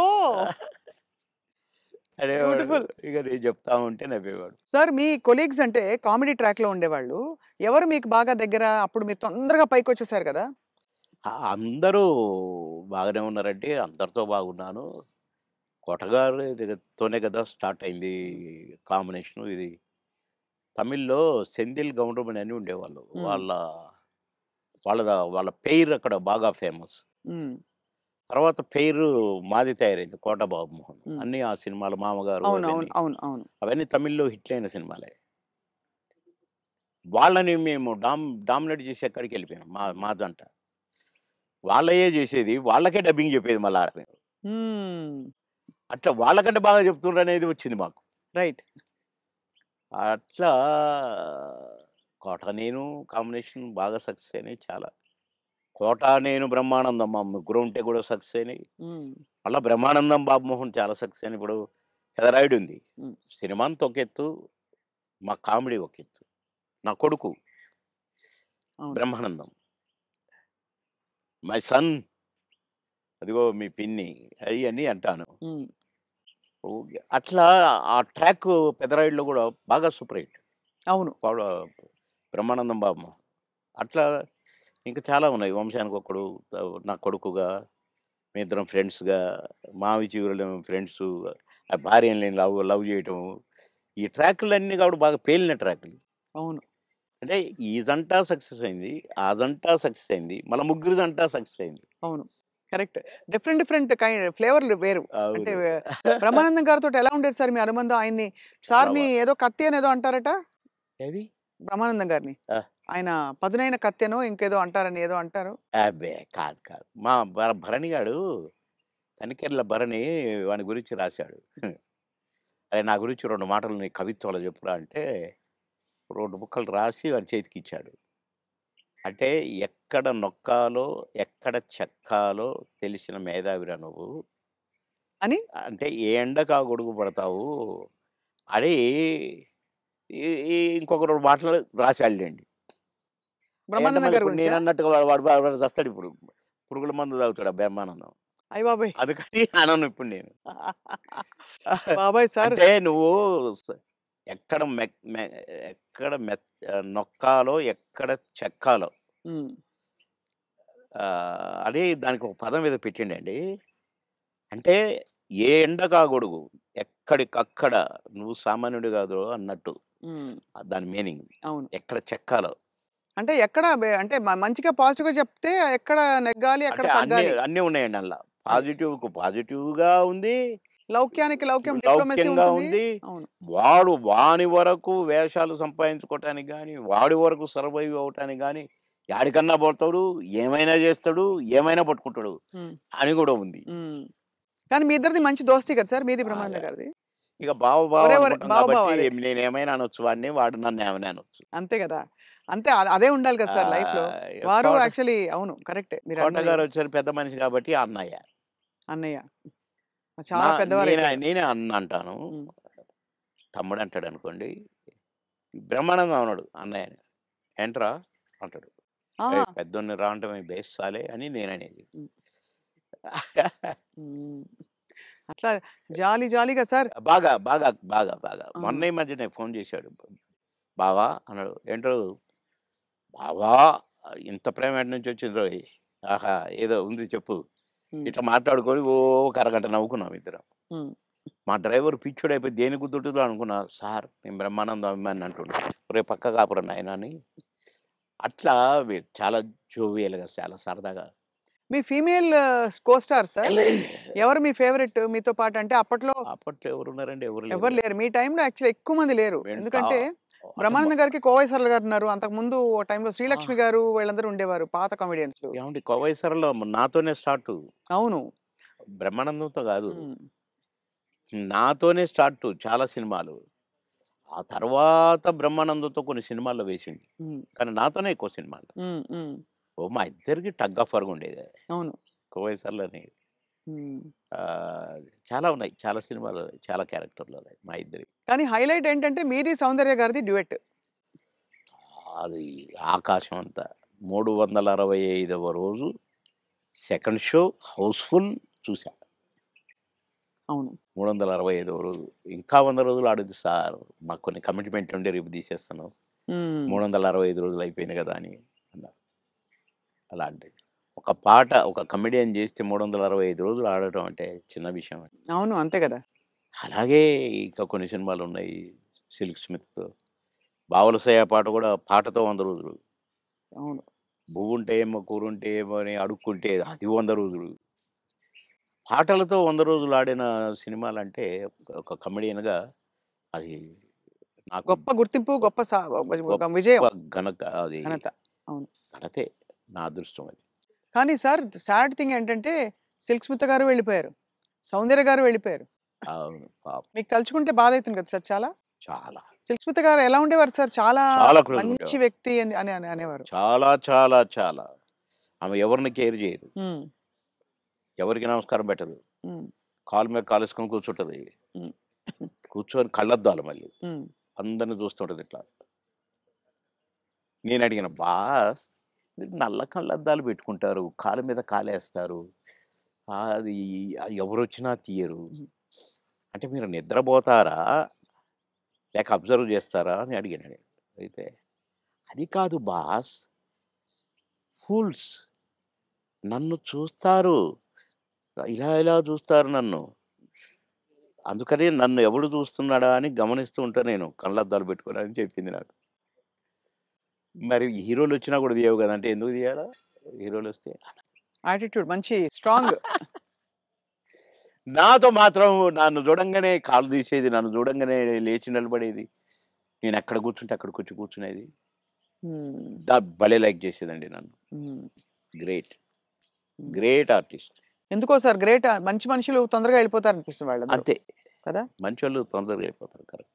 హ్మ్. మేము దుబాయ్ పోయినాం ఒక ఫంక్షన్‌కి. హ్మ్. నన్ను బాస్ అని పిలిచేది. హ్మ్. బాస్ మనం షాపింగ్‌కెళ్తున్నాం. నేనెందుకు బాస్ నువ్వు లిప్‌స్టిక్‌లయి కొనుక్కుంటావు. నేనేం కొనుక్కోను కదా! నాకొద్దు. నేను రానన్నా. అంటే లేదు నాతో నువ్వు రావాలి. నేను పర్మిషన్ తీసుకున్నా. అంటే పోయినాం. పోతే ఏమేమో కొనుక్కుంది. హ్మ్. సో, ఒక బ్లాక్ కళ్ళద్దాలు పెట్టుకొనొచ్చింది బయటికి. నేను అక్కడ అటు ఇటు కూర్చొని అది ఇది ఏదో బాస్ ఎలా ఉంది? అంది. సూపర్ అన్నా. సూపరా? నిజంగా సూపరా? అయితే కొనేస్తున్నా. కొనేసేయి అన్నా. పోయింది. కొనేసా అనుకుంటూ వచ్చింది. ఇది మీరు పెట్టుకోండి బాస్ ఒకసారి అన్నది. పెట్టింది నాకు. ఓహ్! సూపర్ అన్నది ఇట్లా పెట్టి. అదేంటి బాస్ నాకు సూపర్ కాదు మీకు సూపర్ నాగా అన్నా. హ్మ్. చాలా బాగుంది. నేను అందుకే కొన్నాను నీకోసం. అన్నదండి. ఆ కళ్ళద్దాలు చనిపోయేదాకా దాచిపెట్టుకున్నాను. మంచిది. చాలా మంచిది. ఆ! అబ్బో! గ్రేట్. కానీ చాలా కష్టాలు, వివాదాలు, ఇక అయి పరిస్థితులు. వచ్చినాయిలెండి. అయి కొంచెం కరెక్ట్‌గా ఉన్నోళ్ళకి వివాదాలుంటాయి. హ్మ్. ఈ ఏ ఎండకు ఆ గొడుగు పట్టేటోళ్ళకుండవు. అదే. వివాదాలు రావు. హ్మ్. ఎక్కడికక్కడే సమసిపోతాయి అవును. అని నా ఉద్దేశం. కష్టమే సార్ మీరన్నది చాలా అది. కానీ మొత్తానికే సార్ మీరు వచ్చి సక్సెస్ సాధించాక 10 సినిమాలు అనంగానే రెమ్యూనరేషన్ అమాంతం పెంచేసారా? లేదండి. మా పీరియడ్‌లో పెంచుడు గించుడు లేదండి అసలు. మా సినిమాకినిచ్చేవారా? కాల్ షీట్లు ఇచ్చేవారా సార్? ఆ రోజుల్లో సినిమాకే గదా! స స లేదండి. కాల్ షీట్సే హ్మ్. 5 రోజులు, 10 రోజులు, 15 రోజులు, 12 రోజులు అట్లా ఉండేది. ఇక కొన్ని మధ్యలో చిలక్కొట్టుడు క్యారెక్టర్లు కొన్ని ఉండేది. 1 డే, 2 డేసు అయ్యి డే పర్ డే ఇంతని మొదలైనయి. ఉమ్, మేము ఏనాడు నేను గానీ, నా తోటి వాళ్ళు గానీ ఇంత తీసుకుంటా, ఇంత ఇస్తేనే వస్తా అని మేమెప్పుడూ అనలేదండి. ఉమ్, నా రేట్ ఇంత అని నేనెప్పుడు అనలేదండి. ఇప్పుడు మ్హూ. మాయలోడు అంత పెద్ద హిట్ అయిన సాంగ్ అవును. ఆ మరుసటి సినిమాలోనే వితిన్ ఓ బో చిరంజీవి గారు గూడా నన్ను పిలిచి, "సినిమా సూపర్ హిట్ అట. నీ పాటతో హిట్ అట బాబు" అని తెలుసా అంటే, నాకు తెలీదన్నా" అన్నా. నేను ఆయన షూటింగ్‌లో ఉన్నారు ఉమ్, రిలీజ్ అయ్యి. నేనసలు పెద్దగా నేనేదో అయిపోయానని నాకు ఫీలింగే లేదు. సత్యనారాయణ గారి పక్కన ఏదో పాట కామెడీ అప్పటికప్పుడే సాంగ్ క్రియేట్ అయిపోయింది నాకు. ఉమ్, పెడితే నేను మామూలుగానే పోయినా చేసినా వచ్చిన. అంతే తప్ప నేను పాటలకు నేనిప్పుడు సెపరేట్ ఇంత తీసుకున్నా నేను పెట్టమన్నారు నన్ను కొంతమందైతే. ఉమ్. నేను సినిమాకి ఏం తీసుకోండి మీరేమిస్తే అదే అనేదండి. ఆ రోజుల్లో ఆ వాల్యూస్ ఉండేవి కదా వాల్యూస్ మన. ఉండేవి. ప్రొడ్యూసర్స్‌గా గూడా ఆ గౌరవం ఇచ్చేవాళ్ళు. అక్కడ గౌరవమే ముఖ్యం తప్ప డైరెక్టర్ల ముందు గాని, ప్రొడ్యూసర్ల ముందు గాని మాకిచ్చే గౌరవమే మా పారితోషికం అనుకునేది. అంతే తప్ప ఏసేద్దాము, పెంచుదాము, లక్షలకు పెంచు అని మేమెప్పుడూ ఊహించలేదండి. అవును. ఏమిస్తే తీసుకునేది. కొందరు డబ్బింగ్ జెప్పి బయటకొచ్చినాక, "క్షమించాలి సార్ మీకు బ్యాలెన్స్ ఇవ్వలేకపోతున్నా" అంటే, ఓకే. ఓకే. తర్వాత చూద్దాం అనుకుంటూ ఎళ్ళిపోయేది. అంటే అడిగేది గాదు. ఆ, మాకిచ్చిన చెక్కులు బౌన్స్ అయినయి ఎన్ని, నుంచి విజయవాడ, గుంటూరు దాకా కట్టొచ్చు తోరణాలు. ఆహా. అన్ని చెక్కులు బౌన్స్ అయినాయి మాయి. మేమెప్పుడు మీ చెక్ బౌన్స్ అయింది అనలే. ఒకతనైతే నిన్ననే డబ్బింగ్ జెప్పించాడు. డబ్బులడిగితే సార్ నేను మా భార్య పుస్తెలతో ఆడబెట్టి, నేను డబ్బులు తెచ్చి సినిమా కంప్లీట్ చేస్తున్నా సార్, రిలీజ్ చేస్తున్నా సార్. ఏం చేయాలి సార్? బిజినెస్ కాలేదు సార్ అంటే, వద్దొద్దు. మీరేం ఫీల్ కాకండి అని ఎళ్ళిపోయాను నేను. ఉమ్, పొద్దున్నే వచ్చి ఇంట్లో ఉన్నాడట. మీకోసం ఎవరో వచ్చిండ్రు ఆ రోజు. ఎవరంటే ఎవరో ప్రొడ్యూసర్ అట. ఏంటండి అనంటే, సార్ క్షమించాలి. మీరు నాకు డేట్స్ ఇయ్యాలి సార్. అదేంటి నిన్ననేగా డబ్బింగ్ అయిపోయింది అంటే, ఒక ఆఫర్ వచ్చింది సార్ నాకు. అందుకే మీ డేట్లు కావాలి నాకు. ఆ రోజులు ఇయ్యండి సార్ చాలు. ఇగో అడ్వాన్స్ కవర్. నిన్న డబ్బులు అనొచ్చుగా? ఉమ్, అనలే. ఇగోండి సార్ ఈ సినిమా అడ్వాన్స్ అన్నాడు. ఓకే.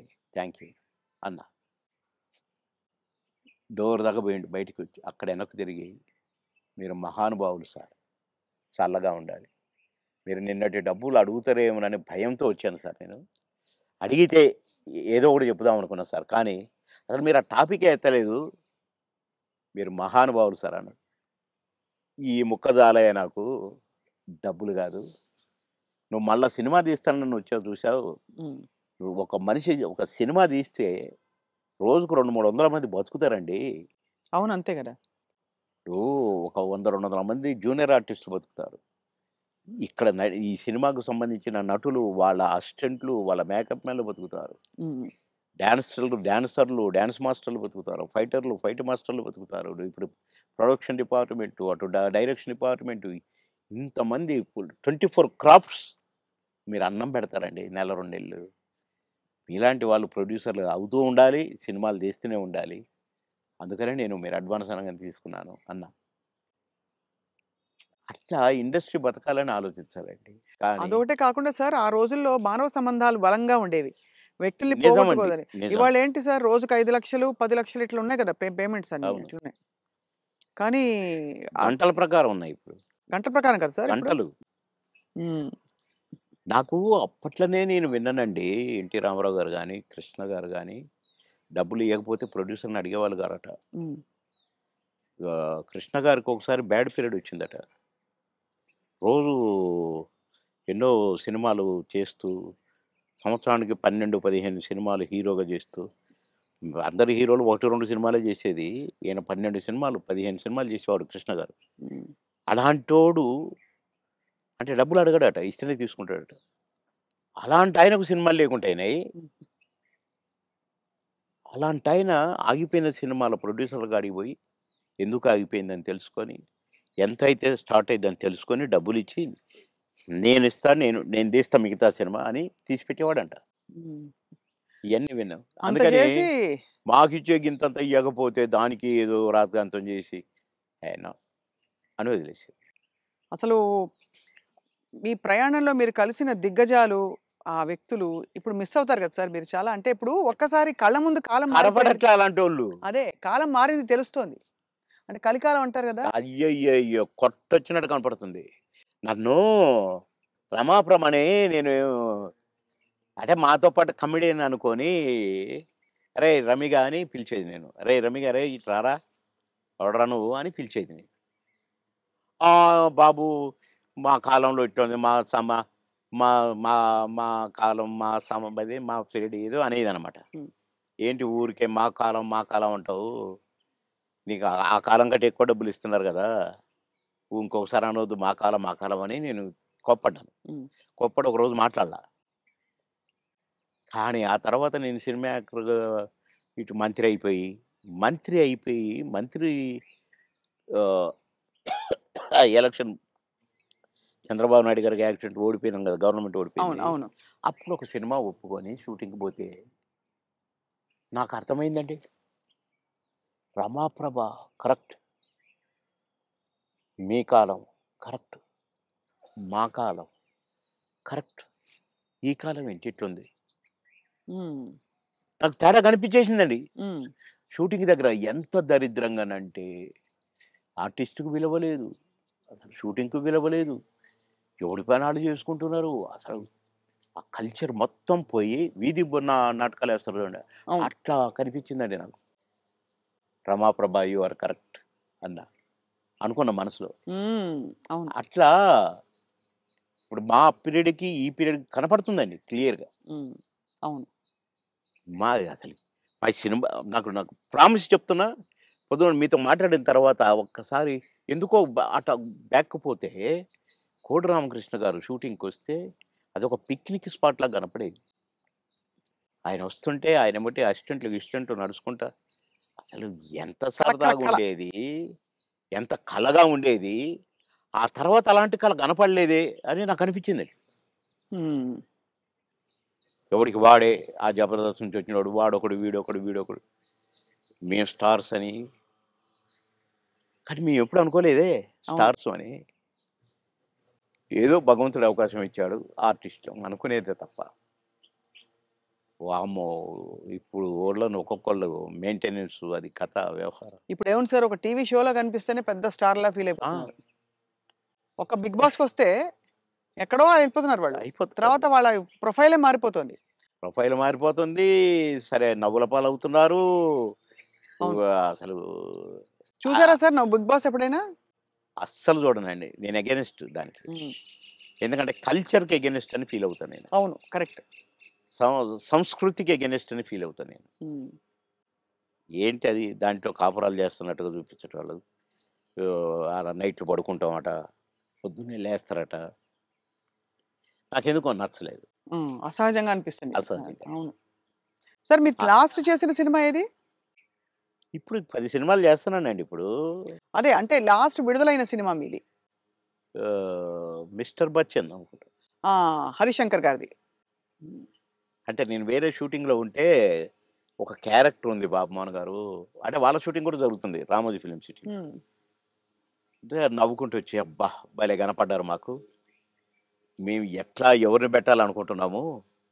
అంటే ఏంటి అన్నా. ఒక క్యారెక్టరు. అదే మెయిన్ క్యారెక్టరు. లాస్ట్ వరకు కథ మెయింటైన్ చేసే క్యారెక్టరు. 2 డేసే మీరు కావాలి తప్పదు. అంటే ఓకే. డన్ అనేసి. అక్కడే రేపటి నుంచే కావాలన్నారు. నేను వాళ్ళకి జెప్పిన. వాళ్ళు అడ్జస్ట్ చేశారు. పటాపటా చేసి పారేసిన. కానీ కథ నడుపుతా మొత్తం నేనే. భలే గమ్మత్తు క్యారెక్టర్ అది. హ్మ్. నాకు చాలా సంతోషమైంది. అది చేస్తే ఎంత హ్యాపీగా ఫీల్ అయ్యారో. ఇది ఆర్టిస్ట్ అంటే. అని రవితేజ గారిని నేను నడిపిస్తాను. నడిపించి హీరోగా విలన్‌ని దెబ్బ కొట్టిస్తాను. హుహు. కీలకమైన క్యారెక్టర్ అయితే. కీలకమైన క్యారెక్టర్. కథ నడిపే క్యారెక్టర్. మంచి క్యారెక్టర్. మీరు నటించిన హీరోలందరిలో సార్ మీ ఫేవరెట్ ఎవరు సార్? మీరు అంటే ఎంతోమంది 'రాజశేఖర్' గారు, అసలు ఒకళ్ళు కాదు అందరూ. అందరూ, అందరూ గొప్పవాళ్ళే. అందరూ గ్రేట్ పర్సన్సే. హ్మ్. కానీ నాకు ఒక నటుడు ఉన్నాడు కదా! నా దేవుడు. 'ఎన్టీ రామారావు' గారే నాకు. ఆయన తర్వాతే అందరూ ఎవరైనా. అదంతేనండి. ఎందుకంటే ఒక్కొక్క గెటప్పు ఆయనది చూస్తుంటే కృష్ణుడిగా చూసినా, రాముడిగా చూసినా, రిక్షావాడిగా చూసినా మామూలు ఏం ఏమండి అందగాడు సార్ ఆయన. ఏమందాం. అసలు ఏ క్యారెక్టర్‌కి ఆ క్యారెక్టర్ సూట్ అవ్వటం. బాలకృష్ణ గారితో నటించారా సార్ ఆ! మీరు? చాలా. అంటే ఎలా అనిపించింది వాళ్ళిద్దరిని కంపేర్ చేసుకుంటే మీకు? నాన్న, కొడుకు. కొడుకు తండ్రి కొడుకే, కొడుకు. నాన్న నాన్నే. అది ఆయన. అది ఇట్లా చూడాల్సిందే గదా! విశ్వరూపం గదా! హ్మ్. ఆయనతో నటించిన మళ్ళా. హ్మ్. నటించి కూడా తమ్ముడు చాలా బాగా చేస్తున్నావు. మమ్మల్ని నవ్విస్తున్నారు మీరు అని ఆ! నవ్వేవాడు.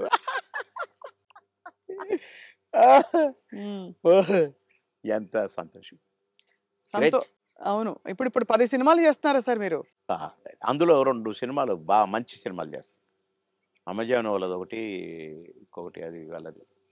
ఆహ్, అది అన్ని భాషల్లో రిలీజ్ చేయడానికి ప్లాన్ చేస్తారట. హ్మ్.